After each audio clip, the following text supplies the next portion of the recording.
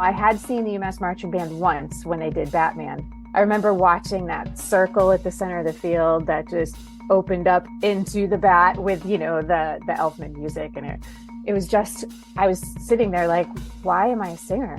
Why can't I be a part of that?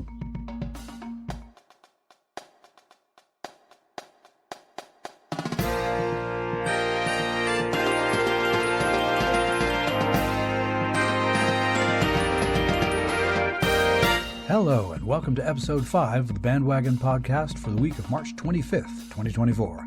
On this edition of the program, news and notes from around the band world, including news about the Penn State Blue Band gaining a new friend, a couple of thoughts about the names we call ourselves, a tiny disclaimer about why I talk about my old stomping grounds so much, and a conversation that suggests you can go home again. I'm your host, Rob Hammerton.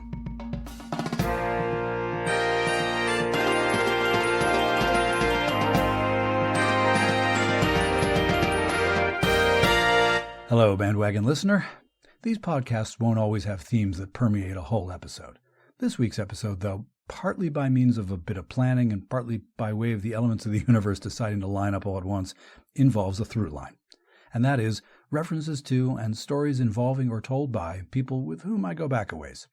You may or may not care overly about that, but it strikes me that a lot of this episode, when I listen to it, is going to be like Old Home Week. Voices and names and tales that send me careening backwards in time as if I had jumped through the Guardian of Forever. And for those of you who may be moaning enough with the Star Trek talk, oh, you don't even know. In particular, one segment is almost an apology for the fact that I go to the UMass well quite a bit, or at least I have in the first 4 episodes of BandWagon. Actually, I never apologize for that sort of thing, but I do recognize that there may be listeners who have their own home band, and maybe it would be nice to hear about that sometime too. Well, yes, and that's what my contact links are for, the email and voicemail links. Absolutely, let's talk about your origin stories.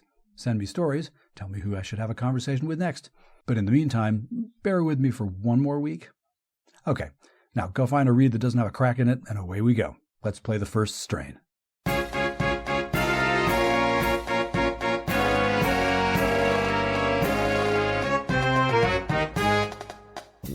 In this episode's first strain, news and notes from the band world. Dateline University Park, Pennsylvania. John Martinson, a venture capitalist from Bucks County, Pennsylvania, has made 2 gifts to the Penn State College of Arts and Architecture to support the School of Theater's Design, Technology, and Management program, and also the Penn State Blue Band. Martinson has committed $600,000 to the School of Theater to improve technological and pedagogical equipment. He has also committed $300,000 to the Blue Band for equipment and uniform maintenance and replacement. As a result, spaces associated with each program will be named in his honor: the John H. Martinson Lobby of the Playhouse Theater and the John H. Martinson Equipment Room. Martinson has been a venture capitalist for more than 4 decades with investment interests that often focus on technology and education. And although he has no formal ties to the university, in Penn State he has found an impactful partnership. In 2009, Martinson teamed with the Penn State College of Education to create the Martinson Family Foundation Grant in Science Education, which offers preparation in STEM education for K-8 education majors.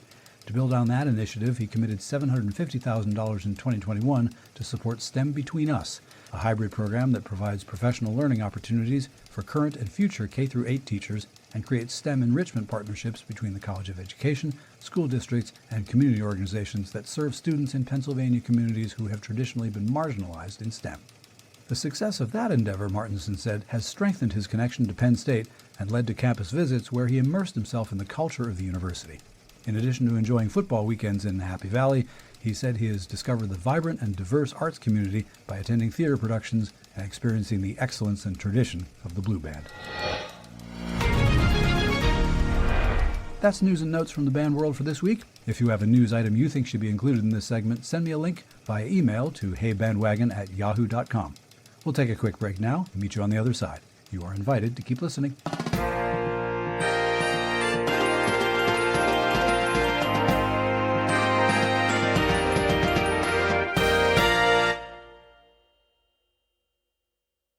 Okay, let's pick it up at the second strain.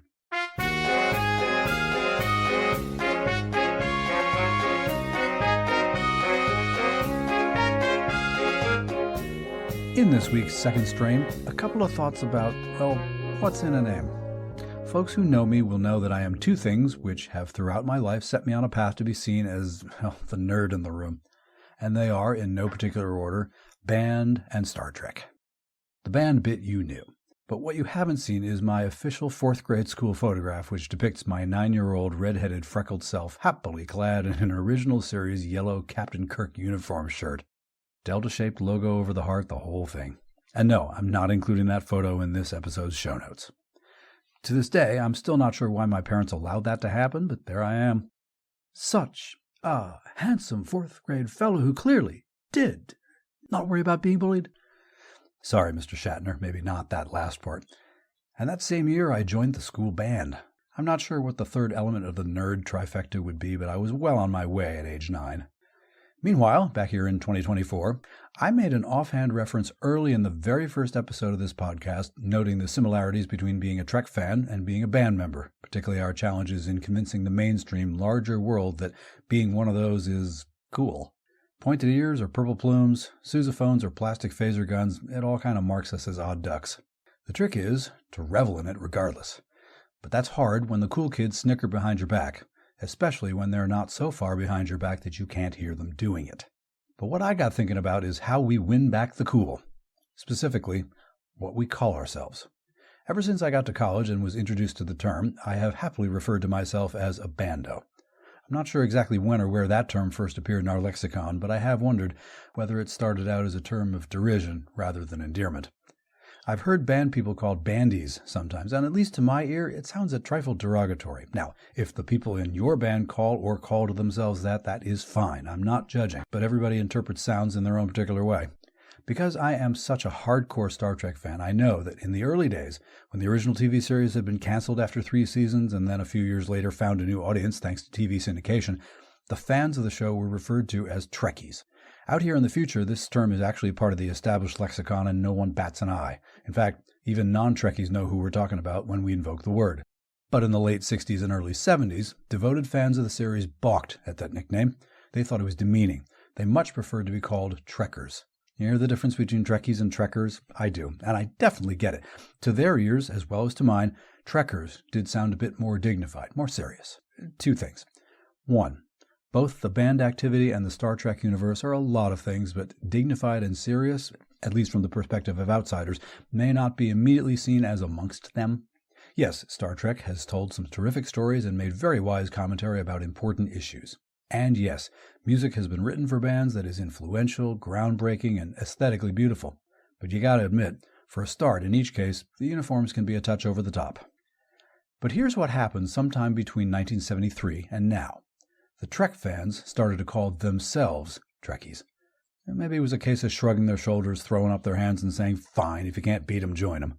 But maybe it was a case of cleverly taking a term of derision and appropriating it in such a way and with such enthusiasm that it served to disarm the mockery. So if anybody out there does know the origin story, the etymology of the term bando, I'd be interested to know if it followed the same vocab evolutionary path as Trekkie did. Get in touch, let me know. Send me an email, leave a voice message. Hailing frequencies are open. Meanwhile, we'll pause for a moment and then fire up the trio section with a really fun conversation that you will want to hear.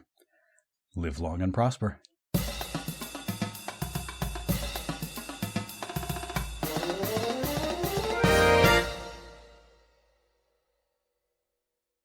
Okay, we're about to get into the trio section, but first, a quick note.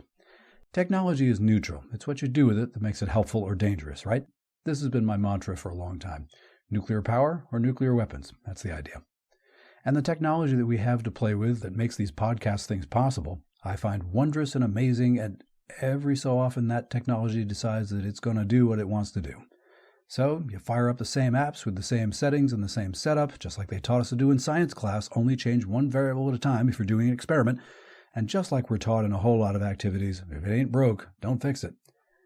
All of this is prelude to an apology for the sound quality of this conversation you're about to hear. It was conducted on the Zoom teleconferencing platform, same as all the other conversations you've heard on the BandWagon podcast so far, and yet it sounds as if we've gone back to the good old days of AM radio. So, with that in mind, it's the content of the conversation that makes it great, right?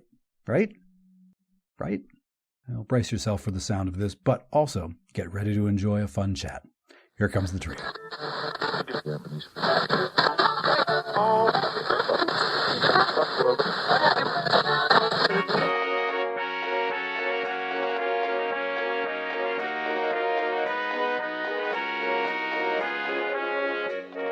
This week in the trio section, it's the first time on this podcast that I just set up a conversation with an old friend. I shouldn't say that. None of us are old at all. A conversation with a long-standing friend and just let the recording technology run. And we think we know what we're going to talk about, but as so often happens with band friends, the places you'll go. As it happens, this podcast was actually kind of built on an unexpected turn in a conversation that I had with exactly that kind of person recently. So I am pleased to be joined by a music teacher and a singer and a runner and lots of things, some of which have taken her to the stages of Tanglewood and Carnegie Hall, so she practices. Welcome to the program, BETH AYN CURTIS. Hi, BETH AYN. Hi, Rob. This is the first time anyone's ever asked to chat about any of this with me, so this is exciting.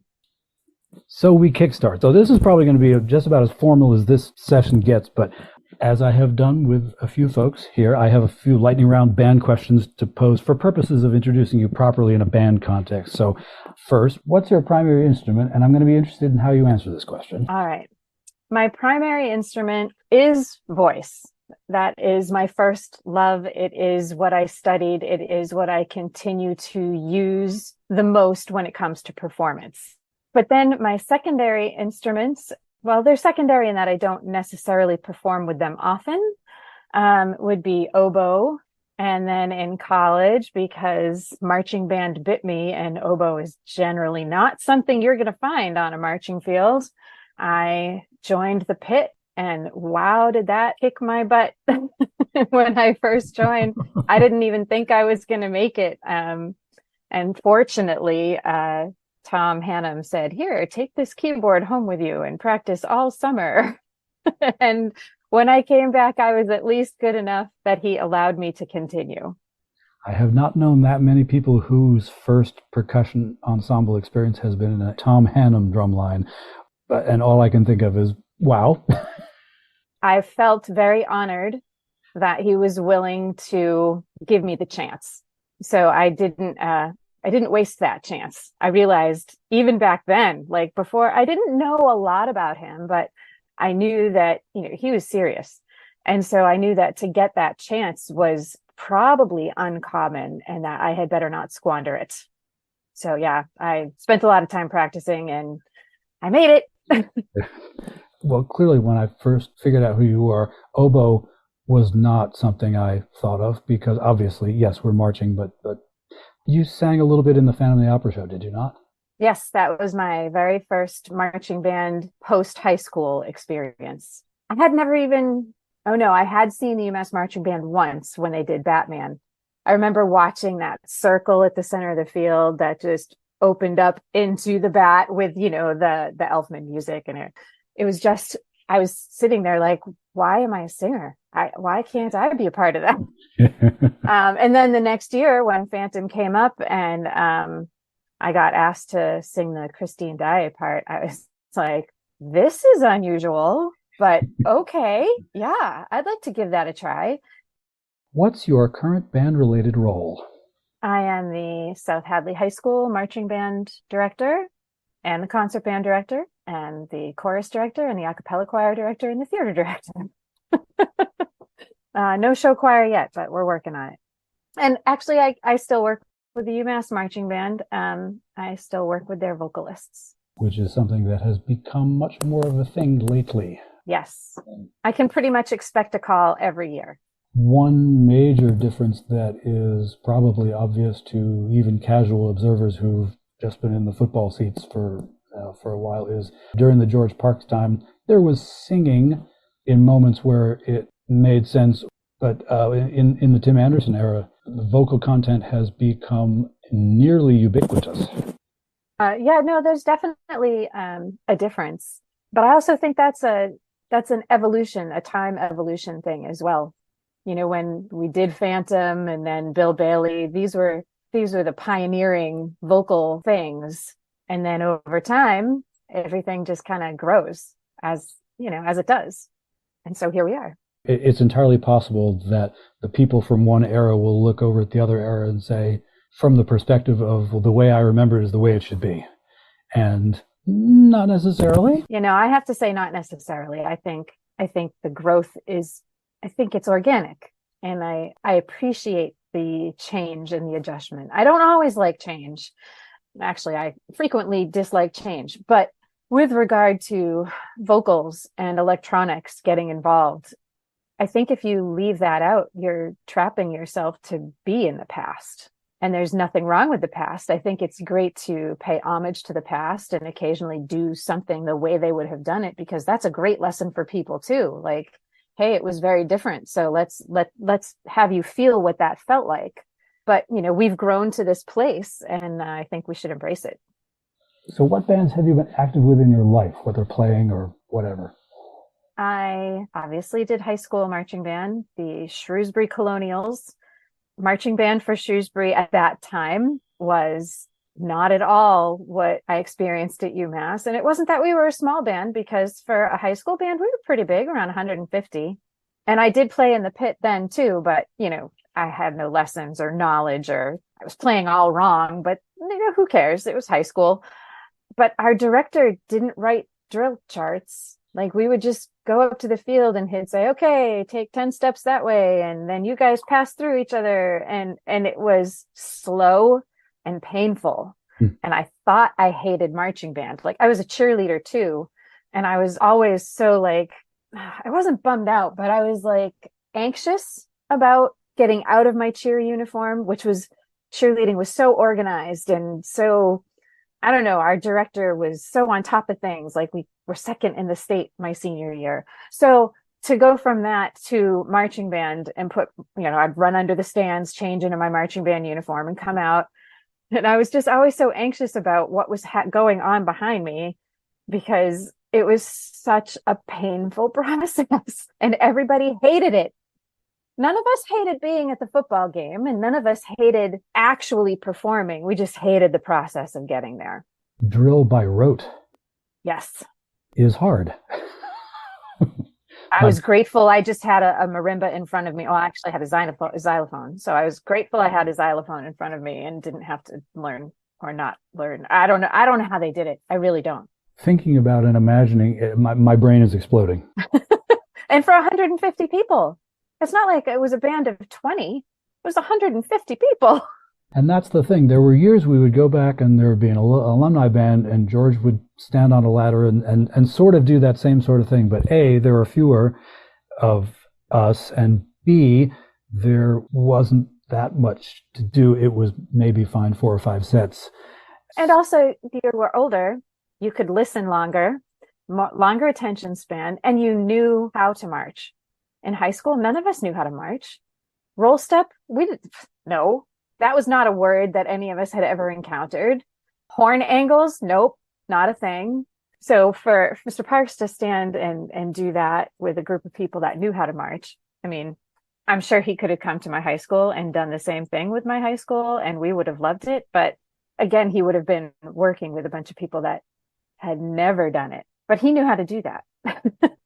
What got you into playing a band instrument? Oh, that's my dad. He went to Boston Conservatory. He was a trombone player, and he became a middle school band director. And my first instrument was conducting. I had a baton, and when he was practicing for, finals and things, I would stand right next to him and mimic everything that he did. So I guess really that's my first instrument. And then, I would always sing with any jingle that was on the TV until I could be in church choir, which I started doing. Gosh, I was a cantor when I was like in second grade. But instruments, he brought a French horn home one day because it needed some fixing or something. And I just thought that was the coolest looking thing I had ever seen. And so he, tried to help me play it. And then I thought, this is the most psychotic thing I've ever felt in my life. And it's torturous. So I said, you know what? I think maybe the flute would be better for me. So I started flute before you could take it in public schools because my dad could teach me. I do wish I had enjoyed the French horn, though. because now as an adult, every time I hear a piece of music, I'm like, oh, I wish I could play the French horn.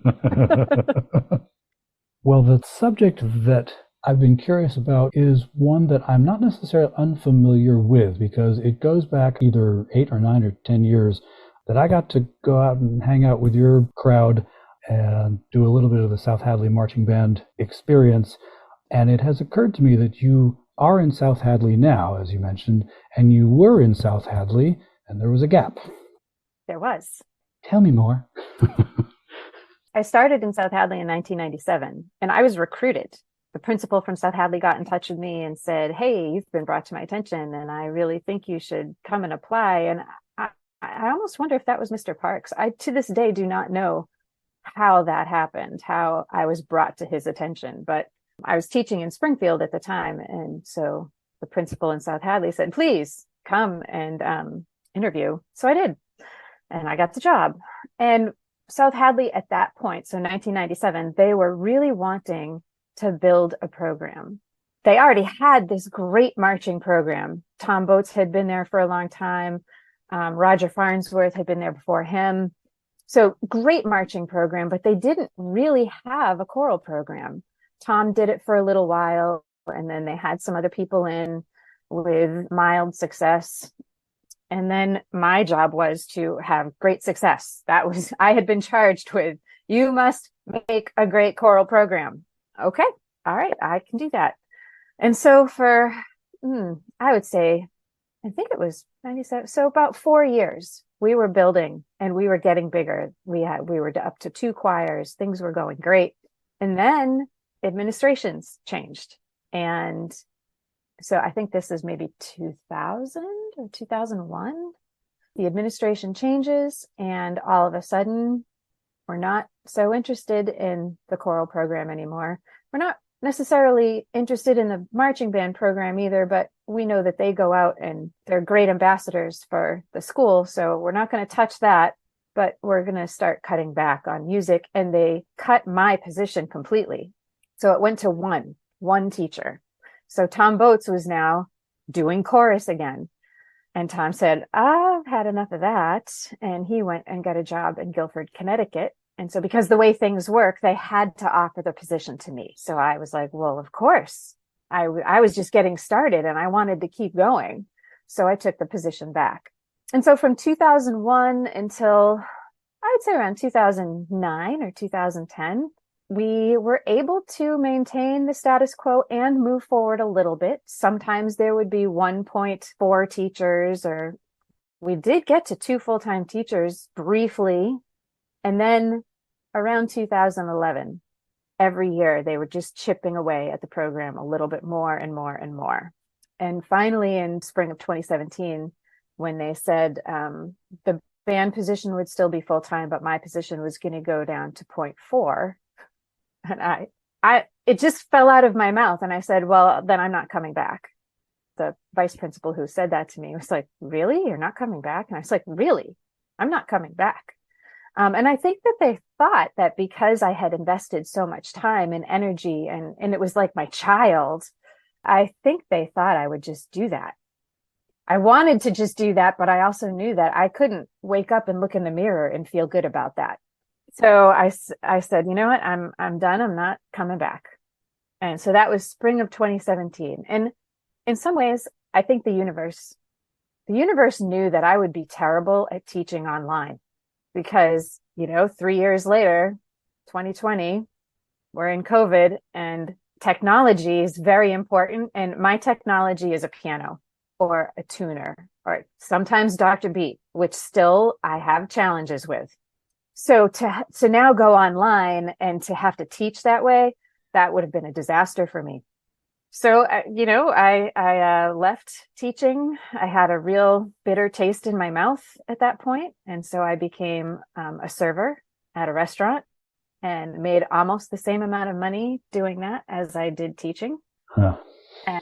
And I was really happy. I didn't realize how much stress I had on me as a teacher until I left it. and all of the weight of the world was no longer on my shoulders. And I would like walk around that restaurant on cloud nine with a big smile on my face. And people are like, why are you so happy? And I was like, because what's the worst thing that can happen here? I can drop a plate of chicken.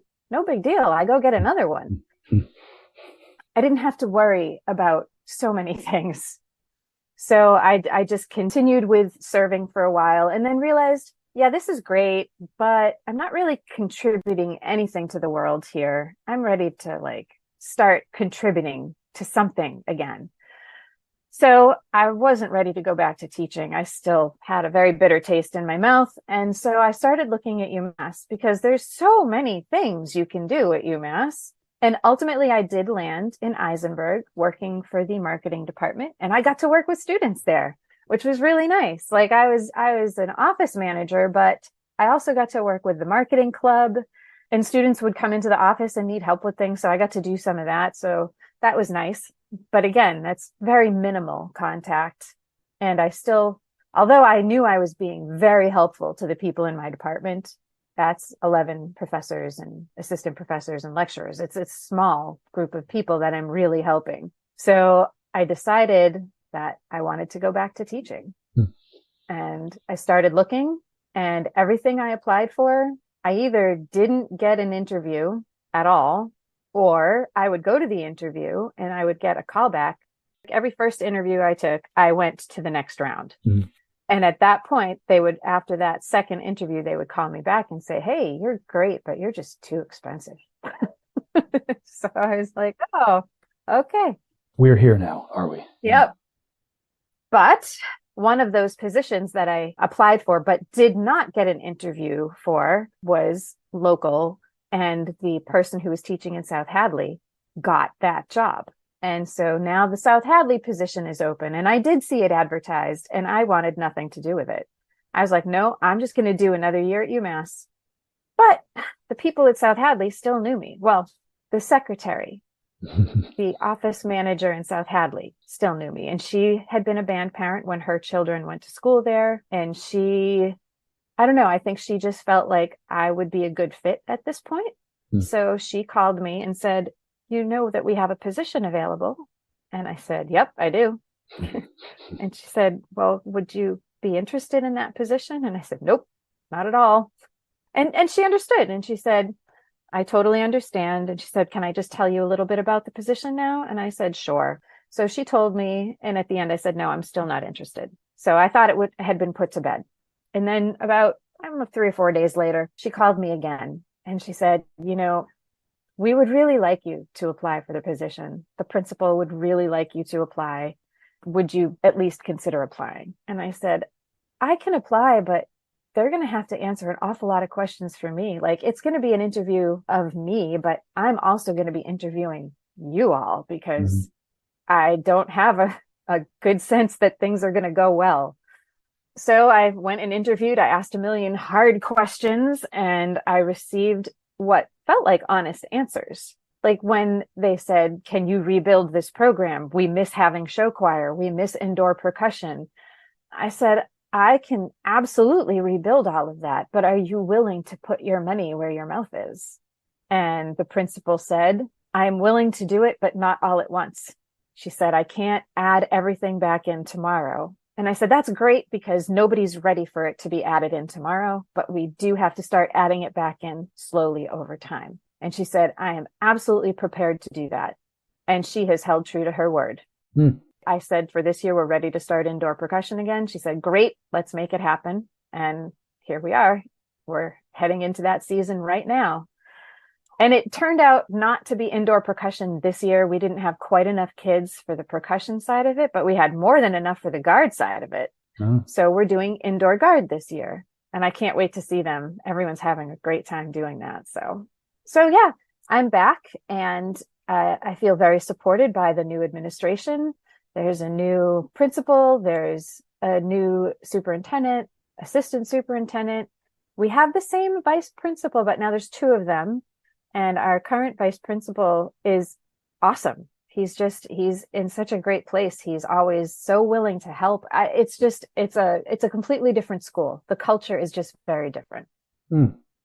I am interested in hearing that the indoor guard became a thing because when I hung out for preseason camp this past fall with the South Hadley Tiger Pride Marching Band, there were 4 in the guard, and how many of them had prior experience?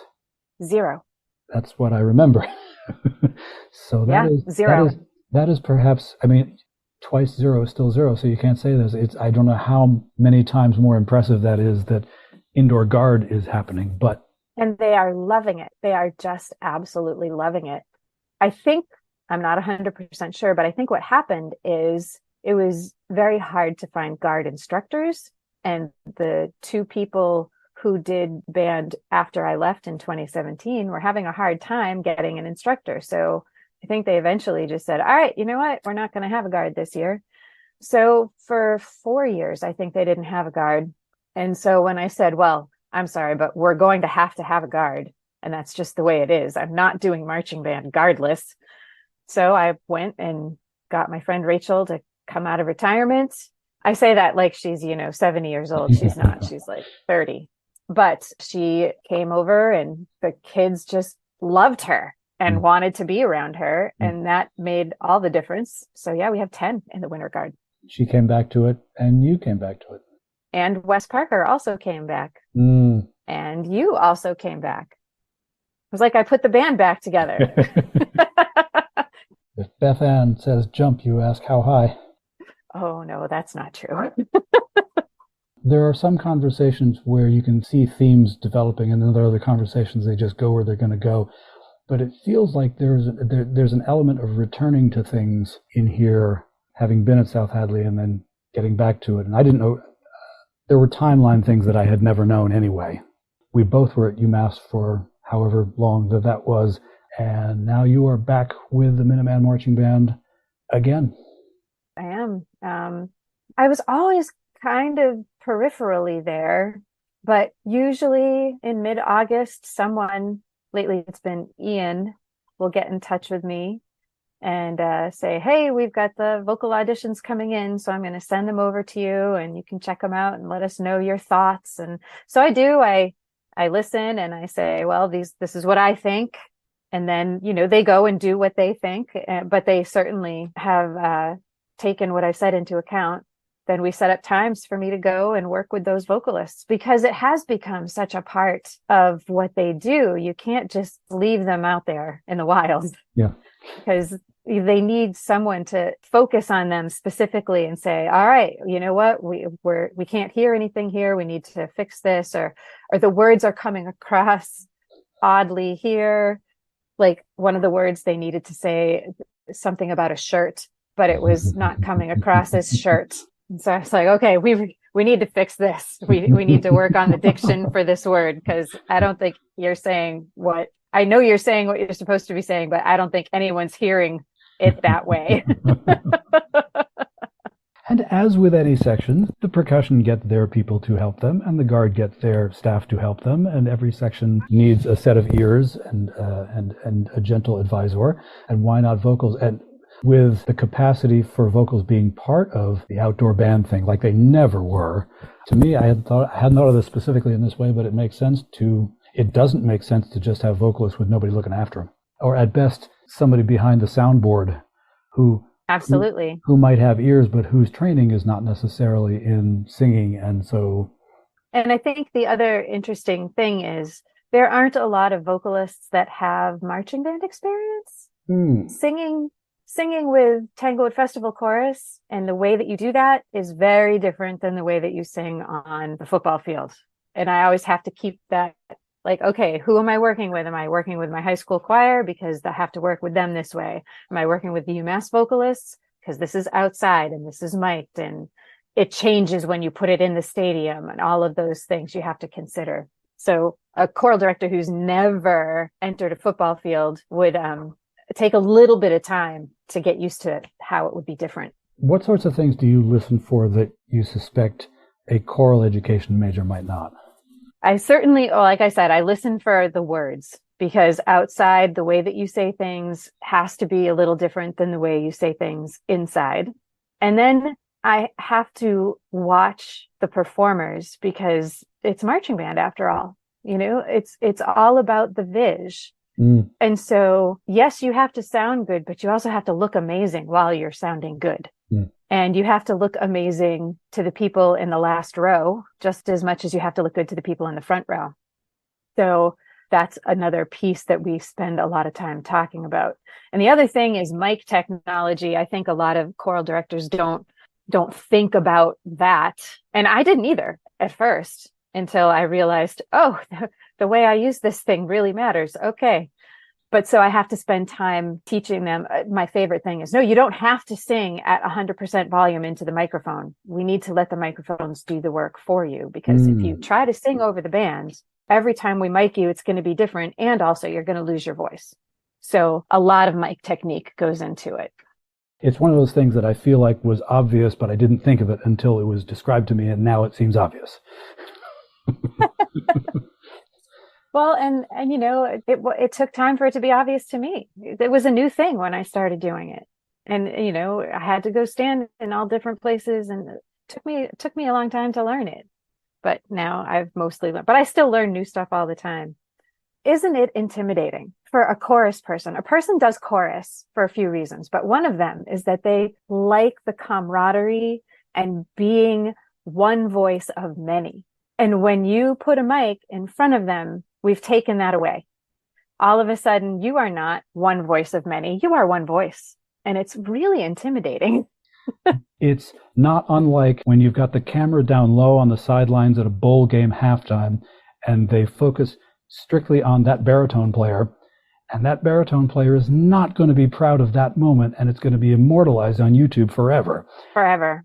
Or now in the videos that go up on YouTube, where everybody has a GoPro and the drum corps second soprano, shows my age, the second trumpet slaps the GoPro on, and you hear them playing, and no, they're not sustaining that chord all the way through, and no, they're not exactly, the intonation isn't great all the time because we're humans, but you step back to row Z, and it sounds like Carolina Crown is Carolina Crown, with perfect everything and perfect intonation and attack. Perfect everything, for sure. Just, yeah. So to slap that mic in front of a person who has no experience with it and has no comfort with it, I think, and I say this with all the love in the world, I think there are tech people who don't realize that at all. I think you're right. There are tech people who may be used to cover band singers who are used to doing this sort of thing. People who are used to interacting with microphones and know how to navigate that. I'm prepared to predict that a large percentage of the people who are very good at placing microphones and whatnot do not have any idea of the psychology that's happening inside the heads of the people who are near those mics. They would only have that if they had done it themselves. That's why it's good to be on both sides of something. Then you've got all of the perspectives. Your training, but more importantly, your experience is the thing that I would judge makes that successful where you are. Absolutely. Before we finish up, let me hit you with some lightning round band questions that sound less like they're part of a tax form. Okay. So what's one of your favorite pieces of band music that you've played, outdoors or indoors?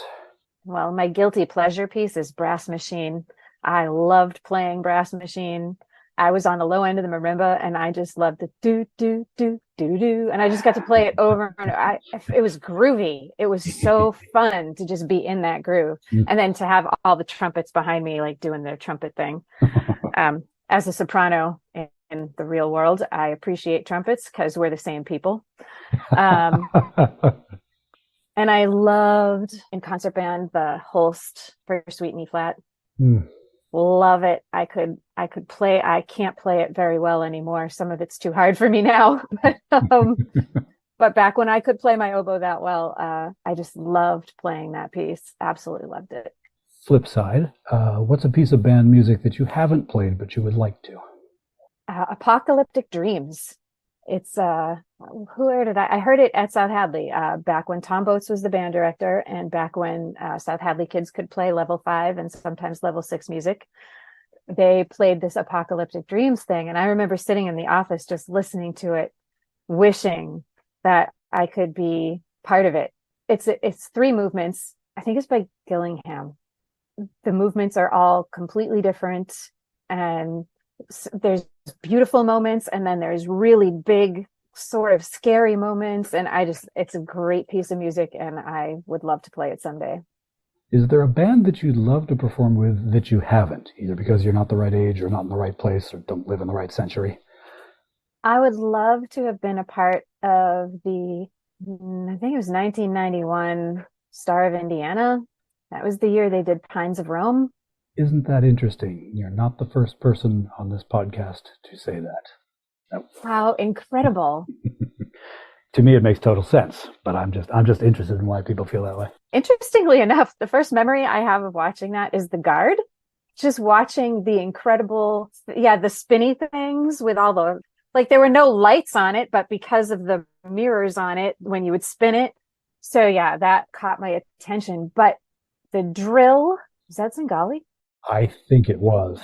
The drill was amazing. When they did at the end, they had the cross in this direction and then the cross in this direction. You want to talk about writing drill by rote or on the fly? That was, I think, never really written down. But again, you have people who were very, very good at their jobs down there on the field. Yeah. Yeah.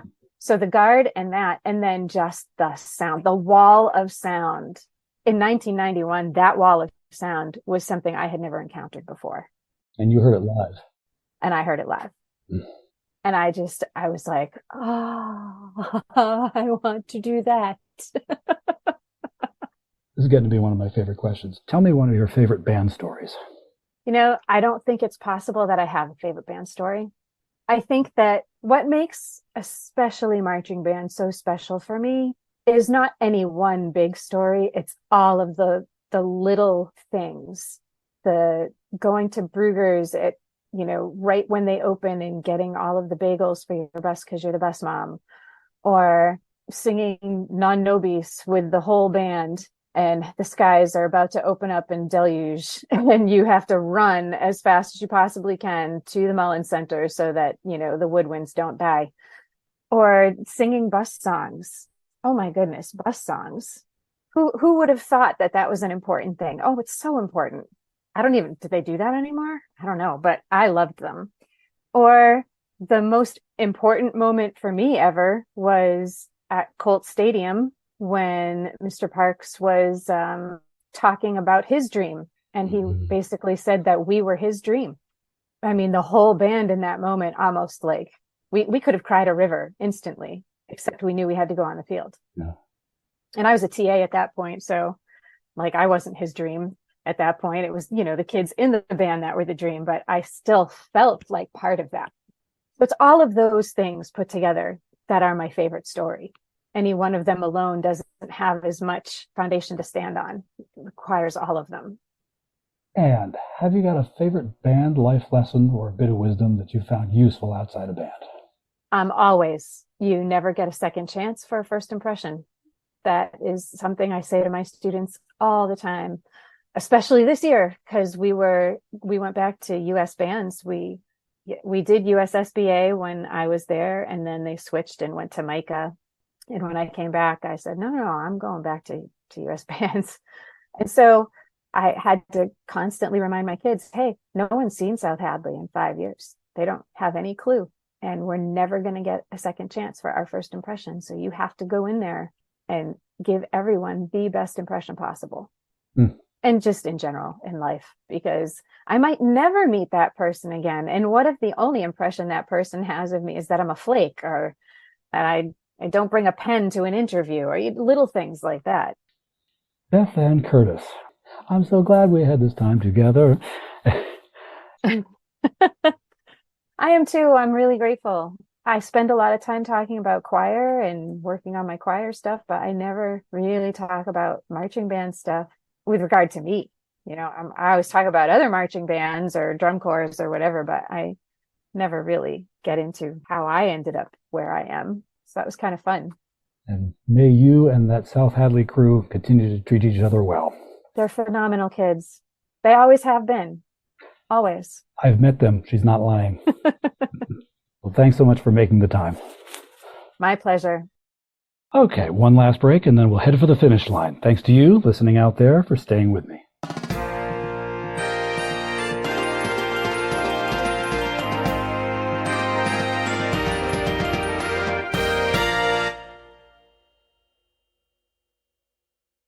Here comes the dogfight.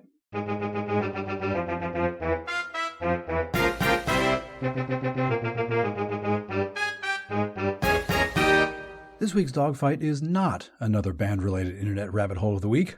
Just when you thought you had the rhythm of this podcast down, he changes his mind. Yeah, but if things get too predictable... You wouldn't want my life to get boring, would you? If you've been listening to BandWagon from the beginning, thank you again. But you may have noticed quite a few references to the university band program where my love of band got supercharged. That's the University of Massachusetts at Amherst and its Minuteman Marching Band. And you may have noticed quite a few references to the Minuteman Band's legendary director, George Parks, both from me and especially from my interview guests. And whether you're an alum of that program, or an alum of the George N. Parks Drum Major Academy, or not, especially if you're not, you may be wondering, is this podcast ever going to venture bravely into territory that doesn't constantly talk about that? The plan is yes, because obviously the larger band world is, well, larger. Otherwise, I might have named this podcast The Pale Moon's Silvery Spell, or Massachusetts, Yours and Mine, or Mr. Parks' Wild Ride. To jumpstart this thing, I will admit I took advantage of the willingness of some old and new friends from the UMass and DMA worlds.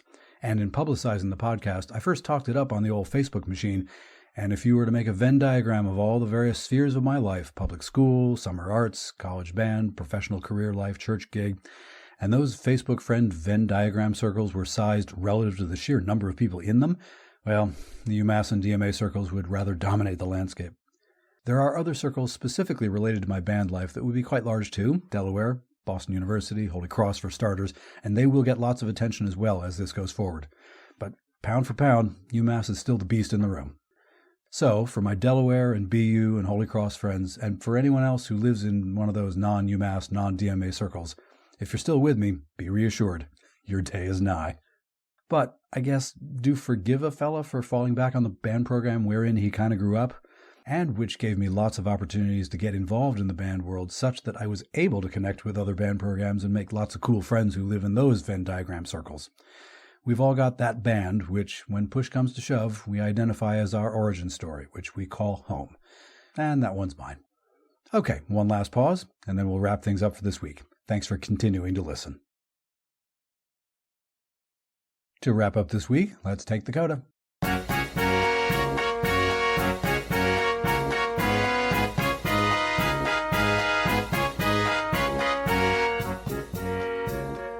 For the CODA this week, a follow-up request to my plea of a couple weeks ago. In the CODA of episode 3, I said I was looking for listener contributions. I mentioned that, well, it's April Fool's Day coming soon, and even though that's not my favorite holiday, nonetheless, I am all in favor of funny stories. So many band memories consist of humorous moments, if we're doing it right. So, again, here's my request. Tell me a funny story from your band experience. It can be from a performance, a rehearsal, or some other environment. See if you can keep it family-friendly, because this is a family podcast. But I'd love to put together a segment full of your best stories for April Fool's Day.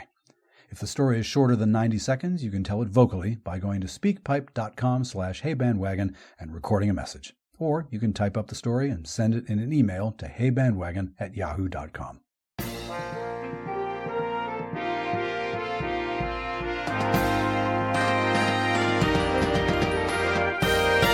That's BandWagon for this week. Thanks as always for downloading and listening. BandWagon was written, researched, and produced by your humble host. Musical interludes were produced by Hammerton Media, from source material largely by John Philip Sousa. You can listen to more episodes at our website, heyband.podbean.com. Please give me feedback, be polite, but let me know what you like and what you think might change.